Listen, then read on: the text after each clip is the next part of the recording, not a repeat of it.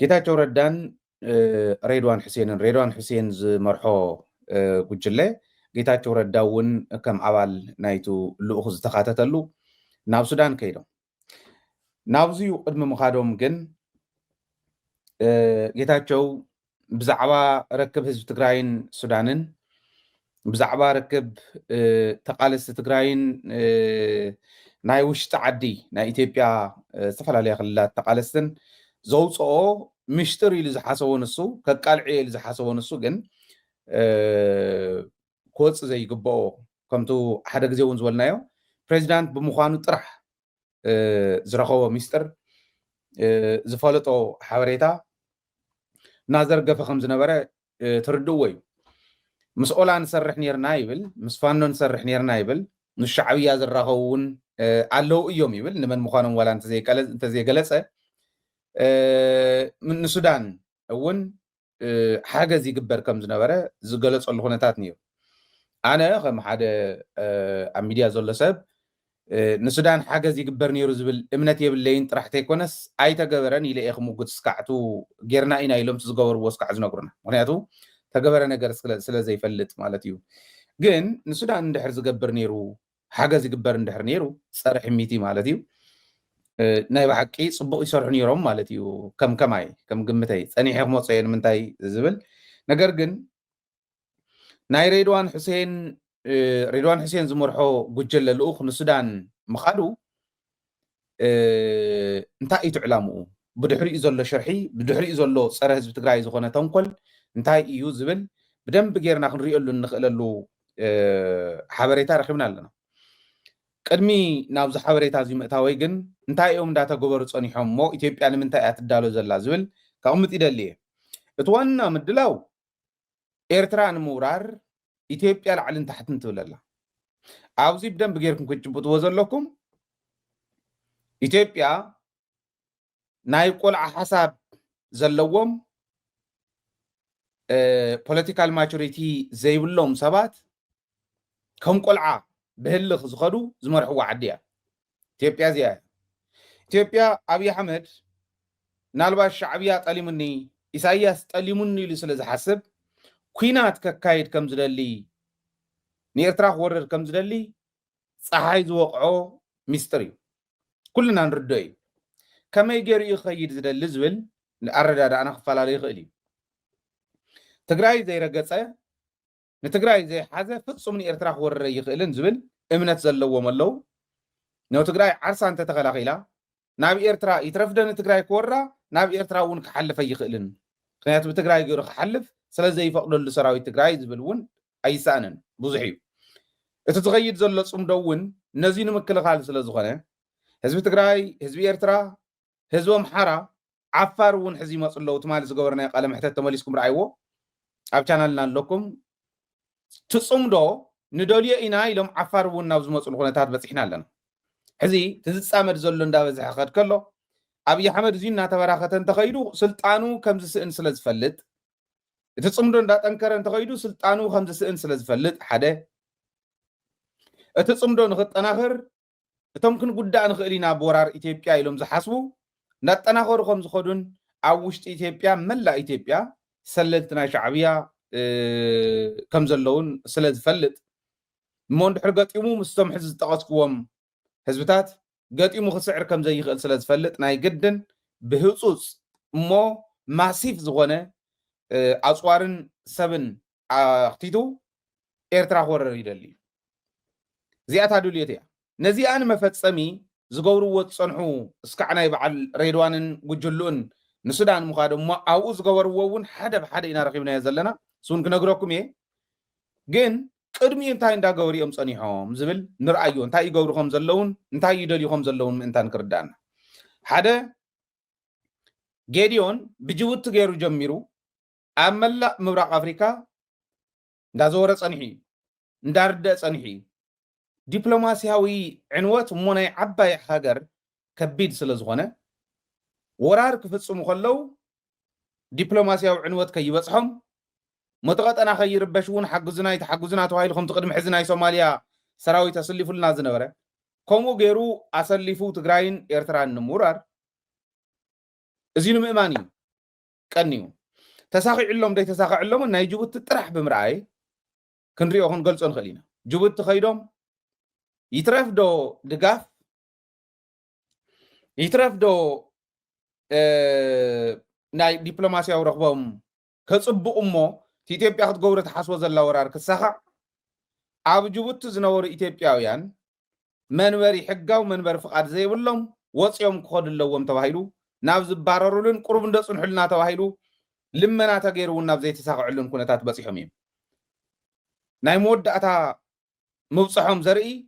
ናይ ሃገር ሽማግለ እዮም ተሰዲዶም ንጅቡቲ ናይ ሃገር ሽማግለ ተሰዲዶም በይዛኹም ይጽንሑ ቀሰቢልና እስካዕ ንወስዶም ኣጽንሑልና በይዛኹም የሚሎሞ ናይ ሃገር ሽማግለ ናይ እስልምና ሃይማኖት ኣቦታት ኣብቲ ዓዲ ዝነበሩ ናይቲ ኮሚኒቲ ናይ ኢትዮጵያውያን ኮሚኒቲ ኣብ ጅቡቲ ዓበይቲ ሓለፍቲ ዝበሃሉ ዓበይቲ ሰባት ዝበሃሉ እዚኦም ተኣኪቦም እዮም ከይዶም ናብ መንግስቲ ጅቡቲ ብዙሕ ሰብ ተፈናቂሉ ብዙሕ ሹቕ ዝነበሮ ብዙሕ ካሊእ ዕዳጉ ዝገብር ዝነበረ ጅቡቲ እዚ ትገብረሉ ምክንያት እውን ንርአዮ እቲ ናይ ጌዲዮን ናብ ምብራቅ ኣፍሪካ ምዝዋር ሓግዙና እዩ ኤርትራ ክትውረር ይደልዩ እዮም እንድሕር ኢልና ጅቡቲ ነዚ ትሪእየሉ ዓይኒ ቅድሚ ሕዚ እውን እንዳተንተናዮ ነርና ኢና ጅቡቲ ሕዚ ድሕር ኢልና ዝፈለጥናዮ ከባቢ 2.5 ቢልዮን ዶላር በፂሑ እዩ ኢትዮጵያ ንጅቡቲ ትኸፍሎ ናይ ወደብ ክራይ 1.5 እዩ ነይሩ ቀስ እንዳበለና ዘለቐ 2.5 ቢልዮን ዶላር ኮይኑ እዚ ማለት ንምሕሳቡ ክትዕመልና 2 መንወሎ 2 ቢልዮን መንወሎ እሞ እዚ 2 ቢልዮን ብ150 እመባዝሕዎ ብዶላር ዩኤስ ዶላር ስለ ዝኾነ እዚ እንተባዚሕኩሞስ ልዕሊ 300 ቢልዮን ቅርሺ እዚ ማለት ዳርጋ ፍርቂ ናይ ኢትዮጵያ ባጀት ጅቡቲ ካብ ኢትዮጵያ ትረክብ ናይ ወደብ ክራይ ማለት እዩ ብርግጽ ኢትዮጵያ ተቅርበላ መብራህቲ ተቅርብያ ማይ ተቅርብያ ናብ ጅቡቲ ግን ጅቡቲ ውሕድ ህዝቢ ስለ ዘለዋ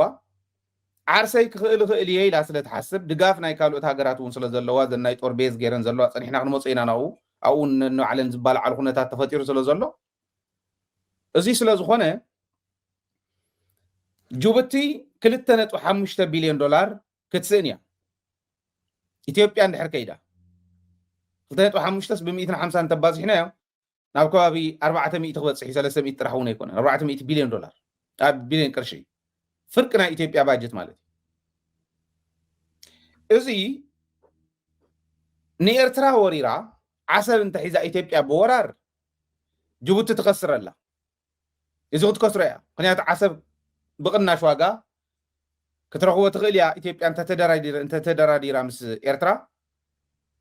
ብኩናት እንተሒዛቶ ከዓ በዓላ ክትውንኖ እያ እዚ ዝኣክል ገንዘብ ክትስእን እያ ጅቡቲ ስለዚ ጅቡቲ ኢትዮጵያ ክንድድላያ ዲፕሎማሲ ሰሪሓ ኤርትራ ወሪራ ዓሰብ ንክትወስድ እንተትደሊ እውን ጅቡቲ ምስ ኤርትራ ኮይና ትወግኣሉ ኩነታት ክህሉ እዩ ምክንያቱ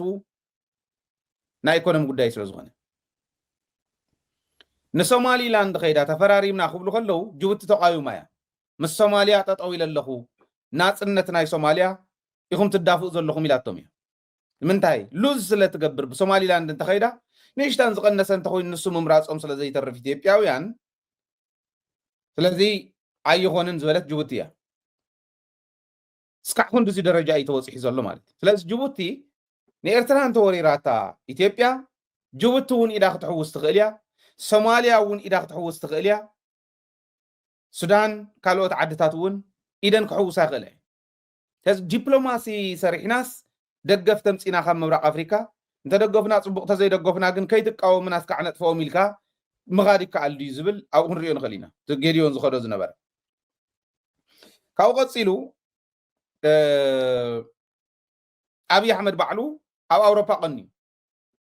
ኣብ ዝተፈላለዩ ሃገራት ኣውሮፓ ኣብ ገሊኦም ባይዘወይ እንተሉ ናይ ሃይማኖት መራሕቲ ሒዙ ኸይዱ ኣይተረኣዩን ብድሕሪት ንሱ ዝረአ ዘሎ ፍታ ካሜራ እምበር ናይ ሃይማኖት መራሕቲ ኣለውዎ ዲፕሎማት ኣለውዎ ኣብቲ ዓዲ ተመዲቦም ዝሰርሑ ዘለው ናይ ውሽጢ ስራሕቲ ዝሰርሑ ምሁራን ኣለውዎ ኣብቲ ቲም እንዳዘወረቐኒ ኣብ ሓደ ሃገራት ኣመቻቸምሉ ምስቶም መራሕቲ ተዘራሪቡ እዩ ኣብ ገለገሊአን እንዳሓለፈ እንዳሃለው ኢትዮጵያውያን ኣዋሪዶሞ እዮም ኢትዮጵያውያን ኣዋሪዶሞ እዮም ማለት እንታ ሌባ እንታ ሓሳዊ እንታ በልዓ ሃገር እንታ በልዓ ህዝቢ እዩ ነይሩ ከምቲ ትሪእዎ ዝነበርኩም ኦስትሪያ ንኣብነት ሰብ ኣብ 6-7 ዓመቱ ክንዲ ዝኣክል ውድቀት ከምዝግብ ናይ መጀመርያ ክኸውን እዩ ከምዚ ዝበለ ኣብሶሉት ዝኾነ ውድቀት ተራእዩ እውን ኣይፈልጥን ኣብሶሉት ውድቀት ይወዲቑ ኣብይ ኣሕመድ ለዚ እቲ ሰብ ተገልቢጡ ወፅዩ ተቃውሞ እዩ ኣስሚዑ ኣብይ ኣሕመድ መኪና ኣብ ዝኸደሉ ኦስትሪያ ኣብ ኢንግላንድ ተቃውሞ ክህሉ ስለ ዝኽእል ናይ ኢንተሊጀንስ ማሓውርና ንሱ ይብል ስለ ዘሎ ንስኻ እንተመፂኻ ኢትዮጵያውያን ናብ ተቃውሞ ክወፁ ስለ ዝኾኑ እንተዘይትመፅእ ይሓይሽ ተባሂሉ ብመንግስቲ ናይ ኢንግላንድ ተነጊርዎ እንታይ ከደ ተሪፉሎ ኣይተሳኽዕሉን ክኸድዩ ኣብኡ እናሃለወ ደጊሙ ዲ ክኸይድ ብዘየግድስ ክንሪኦ ኢና እንታይ ክገብር ከም ዝኽእል ንቅድሚት ግን እቲ ኣውሮፓ ዝቆነየሉ ሓግዙን እዩ ካል ይብሉ ክልተ ነገራት እየን ተንሒዝዎን ዝኽእል እታ ሓንቲ ዲፕሎማስያዊ ስራሕቲ ሰሪሑ ኢትዮጵያ ዝገበረት ተገበረት ኣብ ኤርትራ ይኹን ኣብ ካሊእ ወራር ክትፍፅም ከላ ከይትንካእ እቲ ባዕሉ ዝኸፈተሎም ናይ ኤርትራ ናይ ዲፕሎማሲ ቁልፊ ኣብይ ኣሕመድ ይኸፊትዎ እቲ ቆልዓ ምዃኑ እንኳዕ ተኸፈተሎም ኤርትራ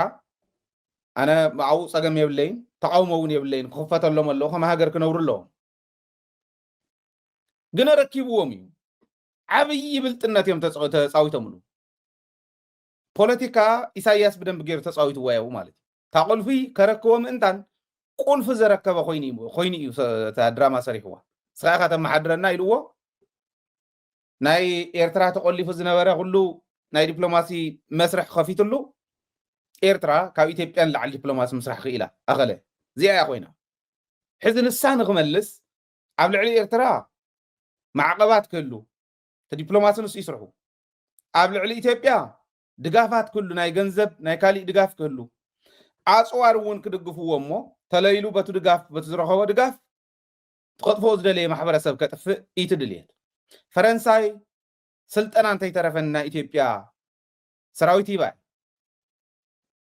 ኤርትራውያን ክሰርሑ እንተሃልይዎም ተጋሩ እውን ክሰርሑ እንተሃልይዎም ኣምሓሩ ክሰርሑ እንተሃልይዎም ዓፋር እቶት እውን ክሰርሑ እንተሃልይዎም እዚኦም ክሰርሑ ዘለዎም ዝብል እምነት ኣለኒ ለዚ እቲ ኣብይ ኣሕመድ ከይድዎ ዝኒሄ እቲ ሓደ ዲፕሎማስያዊ ስራሕቲ እዩ እቲ ካልኣይ ከዓ ኣፅዋር ልመና እዩ እንታይ ይመፅእ ከም ዘሎ ብደንቢ ገይርኩም ክትርድኡ ኢለ ካብኡ ኸ ናብ ሱዳን ሬድዋን ዝመርሖ ጌታቸው እውን ዘለዎ ሰዲዱ እንታይ እታ ታርጌት ይመስለኩም ናይ ሱዳን ንህዝቢ ሱዳን ስለ ዝሓሰብሉ ኣይኮነን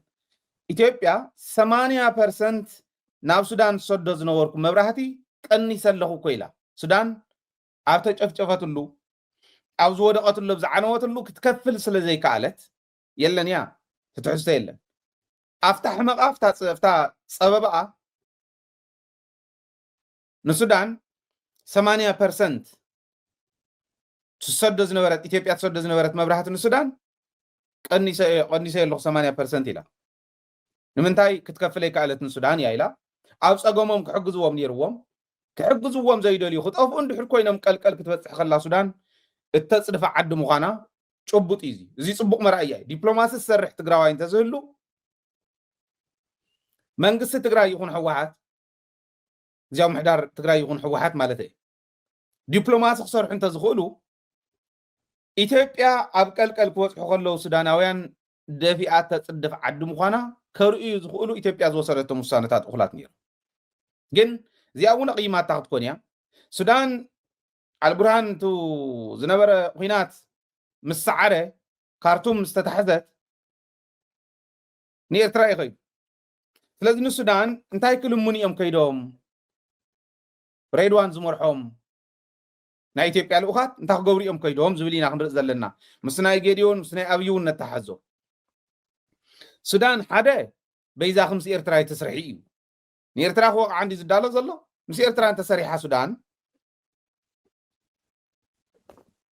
ዓብይ ውድቀት ይኮን ኣብይ ኣሕመድ ብርግፅ ሳቶም ክሌም ዝገብሩ እንታይ እዩ ኤርትራ ንናይ ሱዳን ተዋጋእቲ ንናይ አልቡርሃን ሓይሊ ሓጊዛ እያ ዋላ ብስልጠና ጥራሕቲ ኣይኮነስ ብኣካል ኣትዮም ሰራዊት ንሕሚት ወጊኦም እዮም ዝብሉ ንሶም ዝብሉ ወይ ገይሮም ደይገበሩን ብዘይግድስ ዋላ ትግራይ እውን ትጌታቸው ዝድስኩሮ ዝነበረ ትግራይ እውን ሓጊዛ እያ ሰራዊት ትግራይ ስናብኡ ኣትዩ ይብሉ እዚ ሶም ዝብሉ ወይ ጌታቸው ከምኡ ምባሉ ሕሚቲ መሐመድ ዳጋሎ መግለፂ ከውፅእ ከሎ ሓይልታት ትግራይን ሓይልታት ኤርትራን ንአልቡርሃን ሓጊዞም ወጊኦምን እዮም ንሶም ተዘይኣቱስ ናብዝዩ ኣይመበፃሕኹን ነይረ ዝብል መግለፂ ከውፅእ ከሎ ጌታቸው ይሰርሕ ነይሩ ምስኡ ማለት ሬድዋን ድህንነት እዩ ሬድዋንን ጌታቸውን ዕርክቲ እዮም ሓቢሮም እዮም ዝሰርሑ ነይሮም እዚኣ ሒዞም ዳጋሎ ከምኡ ከውፅእ ዝገበርዎ ሬድዋንን ጌታቸውን እዮም ማለት እዩ ኣብይ አሕመድ ዝደግፎ ዝነበረ ንዳጋሎ ኦልሬዲ ቢሮ እውን ከፊቶም አዲስ አበባ ስለ ዝነበሩ ናይ ዳጋሎ ውግኣት ሓያሉ መጉዳእቲ ዝበፅሖም አዲስ አበባ እንዳመፁ ይሕከሙ ስለ ዝነበሩ ድጋፉ ንዳጋሎ ስለ ዝነበረ ጌታቸው ብትግራይ ኮይኑ እንታይ ተገበረ ብኤርትራ እንታይ ተገበረ ብትግራይ ዝብል ሓሶት የብፅሕ ነይሩ ማለት ሱዳናውያን ክፈልጥዎ ዘለዎም እዚ ዓረብኛ ትኽእሉ እዚኹም ክትሰርሑ ዘለኩም ሞኒተር ስለ ዝግበር ሚድያ ንሓና ብትግርኛ እውን እንተይተረፈ ሞኒተር ከም ዝገብርዎ ንፈልጥ ኢና ንርዳእ ኢና ምክንያቱ ምስ ሱዳናውያን እውን ስለ ንራኸብ ስለዚ ዓረብኛ ዝኽእሉ ጋዜጠኛታት ዘለውኩም ናይ ዓረብኛ ጋዜጠኛታት ዘለውኩም እዚ ክትሰርሑ ክትክእሉ ኣለኩም ጌታቸው ኣብ ትግራይ ኮይኑ ትግራይን ሱዳንን ዘለዎን ዝምድና ንኽሕርፍፍ ይሰርሕ ነይሩ ንሕናሲ ንአልቡርሃን ሓጊዝና ኢና ሰራዊት ትግራይ ንአልቡርሃን ሓጊዝ እዩ ሰራዊት ኤርትራ ንአልቡርሃን ሓጊዝ እዩ ንዑ ኢኻ ተሳዒርካ ኢሉ ንሕሚቲ መግለፂ ንኸውፅእ ዝገበሮ ጌታቸውን ሬድዋንን እዮም ሕዚ እዚኦም ከይዶም እዚ ሲ ንአልቡርሃን እንዲኦም ረኪቦም ዘለው ንአልቡርሃን እንዲኦም መውፂሖምቱ ደብዳቤ እውን ኣብፂሐ ይብል ሬድዋን ክዛረብ ከሎ ናብ አልቡርሃን ኣብፂሕና እዩ ዝብል ትዘብፅሕዎ ናብ አልቡርሃን ዘብፅሕዎ ደብዳቤ ከምዚኣ እንድያ ምዛ ትርእይዋ ዘለኹም ጌታቸው ናይ ጌታቸው ክንመፁ ኢና ተሬድዋን ዝብሎ ዘሎ ግን ንአልቡርሃን እዚ ኣብፂሕና መልእክቲ ናይ ኣብይ አሕመድ ኣብፂሕና ነቲ ጠቅላይ ሚኒስትር እውን መልእክቲ ናይ ኣብይ አሕመድ ኣብፂሕና ይብሎ ኣሎ መራሕቲ ሱዳን ክርድእዎ ዘለዎም ክልቲኦም ኣብቲ ቲም ውሽጢ ዝኔውቲ መራሕቲ ቲምን ኣብቲ ቲም ተኻቲቱ ዘሎ ጌታቸው ረዳን ክልቲኦም ፀረ ናይ ሱዳን ሰራዊትን ፀረ ናይ ሱዳን መንግስትን ዝኸዱ ዝነበሩ ትግራይን ሱዳንን ዘለዎን ዝምድና ኤርትራን ሱዳንን ዘለዎን ዝምድና ኣቀነባቢሮም ብሕሚቲ መግለፂ ክወፅእ ተገይሩ መንግስቲ ሱዳን ንኽወድቕ ሰራዊት ሱዳን ንኽሰዓር ናይ ሕሚቲ ሰራዊት ንኸሽንፍ ዓለም ለኻዊ ተቐባልነቱ እውን ንኽህልዎ ከምዚ እኮ ስለ ዝግበር ዘሎ ኢሉ ኣውፅኡ ሓቅነቱ እሳቶም ምስክር ኮይኖም ዘቕርቡ ዝነበሩ እዮም እሞ ተረድእዎም ሶም ምዃኖም ፈሊጥኩም እቲ ክወሃብ ዝግብኦ ግብረ መልሲ ንሱ ኮንሲደር ዝገበረ ክኾነ ኣለዎ ኢሉ ዘርድእ ሰብ ክህሉ ኣለዎ ማለት እዩ ሕዚ ናብ ጌታቸው ንምፃእ እሞ እንታይ እዮም ገይሮም ኡ ከይዶም መስለኩም ተን ዕላማ ናይ ሬድዋን ዝመርሖ ጉጅለን ሱዳን ምኻዱ ተሓንቲ ንኤርትራ ይተሓግዙ ወጃኹም እያ ኤርትራ ክንወራ ኢና ስለዚ ናይ ሱዳንን ናይ ኢትዮጵያን ረኽቢ ተባሂሉ እሽሩር እንዳበልካ ትረኽቢ ኣሎ ተባሂሉ ናይ ሓሶት ረኽቢ ይግበር እሞ ድሕሪኡ ሱዳን ኤርትራ ክትውረር ከላ ከይትሕግዝ ምናልባሽ ትግራይ እኳ ብዝኸሓደን ብኻሊእ ብመንጨብጨብትን እንተሓዝና እያ ንትግራይ እኳ እንተሒዝና እያስ ኤርትራ በምሓራ ገይራ ክትመፀና እያ ምሓራ እኳ እንተሓዝናዩ ኤርትራ ብሱዳን ገይራ ክትመፀና እያ ናብተን ካልኦት እዚ ትዕላማ እዚ ትፍርሖም ስለዚ ንሱዳን ክሕዙ ኣለዎም ተሓንቲ እዚኣ በጃኹም ንሱዳን ንኤርትራ ይተሓግዙ እውን ኢሎሞም እዩ ዝረኸብ ናይ ሓበሬታ ንስ እዩ ዘመልክት ጌታቸው ሰብ መሲሉ ቀሪቡ ባዕሉ እውን ፅሒፍዎን የፍቲ ፅሑፍ ትርእይዎ ጀነራል አልቡርሃን ተፈናቀልቲ ወገናትና ስለዚ ዕቁብ ካልናስ ታንኪዩ ናይ ምባል ኦፖርቹኒቲ ረኺበ ከምዚ ዓይነት ዕድል ረኺበ እዩ ዝብል ተመዛበልቲ ወገናትና ሓንቲ መዓልቲ ተዛሪቡሎም ዘይፈልጥ ሰብኣይ ሕዚ ዕድል ረኺበለኹ ኢሉ ንሱዳን ከይዱ እንኳ ዓባ ዓቆር ካልና እንኳ ዓባ ዕቆብ ካልና ሕጂ ግን ሴፍ ሪተርን ንኽህሉ ሰላማዊ ብዝኾነ መንገዲ ተፈናቀልቲ ክምለሱ ናብ ኢትዮጵያ እዚ እውን ሓሳብ ከም ዘቕረበ ይነግረና ሴፍ ሪተርን ንኽህሉ ሓግዘና ኢልና ነጊርናዮ ይብል እሱ ጥራሕ ኣይኮነን ኢልዎ ሕዚ ስለ ተፈናቀልቲ ስለ ዝሓሰበ ኣይኮነን ጌታቸው ቅድሚ ሕዚ እውን ክገብሮ ይኽእል ነይሩ ምስ ኢትዮጵያ ናብ ኢትዮጵያ ይመላለስ ስለ ዝነበረ ምስ ናይ ሱዳን መራሕቲ ተራኺቡ እዚ ክገብር ይኽእል ነይሩ ኣይገበሮን ኣብ ትግራይ ኣብ ኩሉ ከባብታት ትግራይ ተበቲኑ ዘሎ ናይ ምዕራብ ትግራይ ህዝቢ ናብ መረበቱ ናብታ ገዝኡ ክመልሶ ነይሩ ናይ ካልኦት እውን ከምኡ ስለዚኦም ተዛሪቡ እውን ኣይፈልጥን ሕጂ ስለ ሱዳን ዘለዎ ሓሲቡ ከይመስለኩም እታ ጉዳይ ናብ ኣርሚ ሰብዓ እዚ እውን ኢሎም እዮም ኣርሚ ሰብዓ እውን ኣፍርሰልና ኢሎም እዮም ኣርሚ ሰብዓ ኣፍርሰልና ኣብዚ ዘለው ተመዛበልቲ እውን ሴፍ ሪተርን ንኽህሉ በምሓራ ገይሮም ከኣትዎ እቱም ሰብ ብዓዲ ኣምሓራ ገይሮም ከኣትዉ ጌታቸው ኣብ ምዕራብ ትግራይ ዘሎ ወራሪ ሰፋሪ ይውፃልና ኢሉ ንኣብይ ኣሕመድ ምሕታት ይቅድም ነይሩ መጀመርያ ሰብ እንተዝኾን ንሱ ክገብር ነይሩ ኣይገበረን ምዕራብ ትግራይ ዘሎ ሰፋሪ ይኹን ወራሪ ይኹን ኩሉ ይውፃእ እሞ ኣብ ውሽጢ ትግራይ ናብ ሰሜን ምዕራብ ናብ ማእኸላይ ናብ ካሊእን ተበቲኑ ዘሎ ናብ መረበቱ ይመለስ መሬትና ይመለስ ግዛእታ ዋሕድነትና ይመለስ ምባል ይቅድም ነይሩ ሱዳን ዘለው መልሱልና ናብ ኢትዮጵያ ከም ምባል ታዋና ግንታ ታርጌታታ ካልአይቲ ታርጌት ናይታ ጉዕዞኦም ኣርሚ ሰብዓ ኣፍርሰልና እዩ ምክንያቱ ኣርሚ ሰብዓ ይትረፍዶ ኣርሚ ሰብዓ ክገጥሞም ምዃኑ እንዳፈለጡ ኣርሚ ሰብዓ ክበሃል ለይቲ ባህሪሮም ኣብ ስሪኦም ዝሸኑ ምዃኖም ስለ ንፈልጦም እንታይ ከም ዝበሃል ብዛዕባ ኣርሚ ሰብዓ ኣብ ኢትዮጵያ ብደንብ ጌርና ኢና ንፈልጥ ንሱ ስለ ዝኾነ ስራሕና ስለዚ እዚ ስለ ዝኾነ ትዕላምኦም ከይዶም እንታይ ኢሎም ንኤርትራ እውን ኣይትደግፍ ኣርሚ ሰብዓ ዝበሃል እውን ኣፍርሰልና ተን ሕቶታት እዚአን እየን ነይረን ጌታቸው እዚ ዝገብር ዘሎ ሕዚ ዓብይ ነገር ክንርድእ ዘለና ጌታቸው ነጊርና እንዲ ባዕሉ ትግራይ ትሕምስምስ ክትብል ክሰርሕ እየ እስካዕ መወዳእታ ኢሉ ሓደ ሰብ እሞ ከዓ ኣብ መዓልቲ 3 ግዜ ዝቀያየር ኮንሲስተንትሊ ሓደ ስራሕ ክሰርሕ ዘይኽእል ሰብ ከምዚ ዓይነት ስራሕ ክሰርሕ ከሎ መንግስቲ ትግራይ ግዝያዊ ምሕዳር ትግራይ እንታይ ይገብር ኣሎ ሕወሓት እንታይ ትገብር ኣላ ምስ ሱዳንስ ረኽብና ፅቡቕ ነይሩ ቅድሚ ሕዚ ኢልካ ይድቀስ ወይ ሱዳን ንትግራይ ተኸድዓን ኢልካ ይድቀስ ወይ ፅቡቕነቱ ዝሰርሕዎ ዘለው ርግፀኛ ናይ ኤርትራ ሓደ ዲፕሎማት ክኸድ ኢሎም ቅነ ንዓ ከፍርስ ምንም ኣይጠራጠርን ኤርትራ ኣብዚዩ ስለዘይትሰንፍ ሕወሓት እውን ግን ክሰርሕ ኣለዋ ግዝያዊ ምሕዳር ግን ክሰርሕ ኣለዎ ብርግፅ ግዝያዊ ምሕዳር ጌታቸው እንዲ ባዕሉ ምንም እኮ ካሊእ ይብሉ ወዮ ከተባኣስ መሲሎም ፀረ ታደሰ ሉሊሉ ጌታቸው እምበር ማለት ተፈለየ ነገር የለን ዋላ ጌታቸው ዘጥፈን እውን ከምቲ ጌታቸው በዓል ዝበሎ ተን ምስዳድ ጨፍጨፍትና ተም ጀኖሳይደራት ምስዳድ እንተኮይኑ ሓቢርና ኢና ሰዲድናዮ ኮይልና ጌተ መንዩ ወዲ ወረደ ኣብተን ካልኦት ጌታቸው ዝነበረን እውን ኡ ዝነበረ እዩ